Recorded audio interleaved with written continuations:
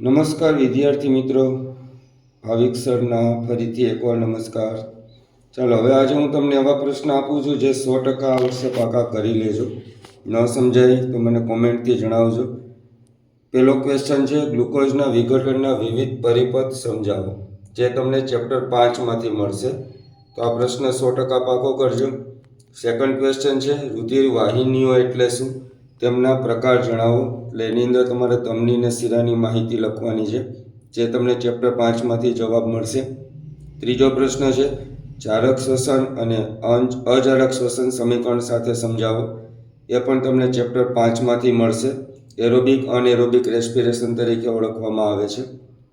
Second question છે તમારો English મીડિયમના student માટે બ્લડ વેસલ્સનો છે. ફોર્થ ક્વેશ્ચન તો કે સોપ એન્ડ ડિટર્જન્ટ એટલે કે સાબુની સફાઈ ક્રિયાવિધિ, એ પણ તમે ચેપ્ટર 4માંથી 100% પાકો કરજો. અને સાબુની સફાઈ ક્રિયાવિધિ છે એટલે કે કપડાં કેમ સાફ કરવા એની માહિતી નથી આપવાની. કેમેસ્ટ્રીની અંદર જે ટેક્સ્ટબુકમાં માહિતી આપેલી છે તે માહિતી લખજો. અને ક્વેશ્ચન નંબર 5 છે, દહન એટલે શું, ઉદાહરણ આપી સમજાવો. ચેપ્ટર 4નો ક્વેશ્ચન છે, એટલે કે combustion, what is called combustion and explain with example.